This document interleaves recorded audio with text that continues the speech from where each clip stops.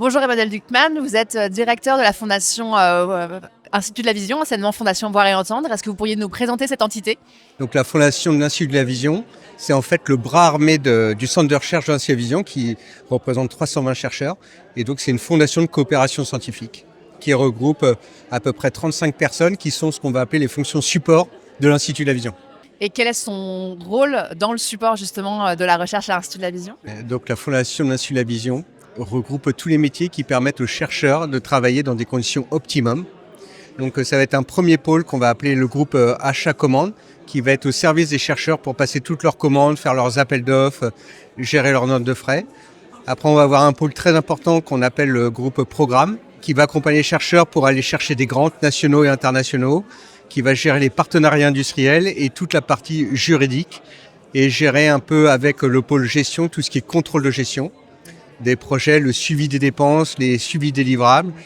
Et puis ensuite, on va avoir un gros pôle qu'on va appeler communication et philanthropie qui vont permettre de communiquer auprès du grand public, de relayer des communications sur des premières mondiales et toute la stratégie de philanthropie, de lever de l'argent pour mieux financer la recherche.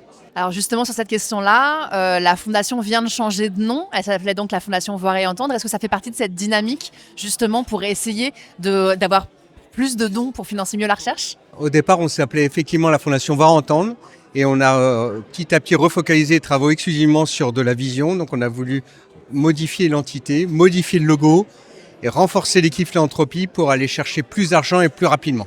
Quels sont les enjeux en termes justement de levée de fonds? À quel point c'est important pour l'Institut de la Vision et pour le futur de la recherche? Donc c'est devenu une clé.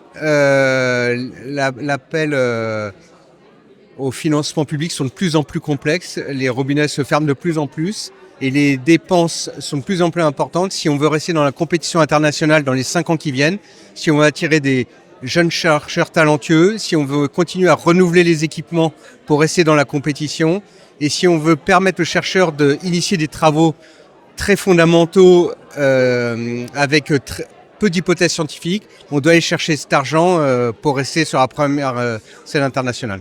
Du coup, les personnes qui sont ciblées par ces appels à dons, ça va être des particuliers, mais également des entreprises, des assureurs. Quel type de typologie de personnes sont visées? Donc le profil type des philanthropes, c'est vraiment tous ceux qui veulent faire part de leur générosité pour soutenir la lutte contre la cécité.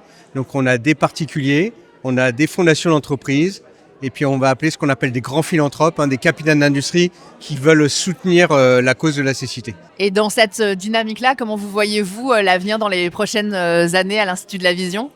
Donc là, on est vraiment dans la dynamique de cette nouvelle approche. Donc on a l'ambition que d'ici 5 ans, toute cette stratégie portera ses fruits et nous permettra d'améliorer l'autonomie de l'Institut et d'être vraiment à côté des financements publics, d'avoir un effet de levier financier assez important pour accélérer la valorisation, attirer des talents et renouveler les équipements.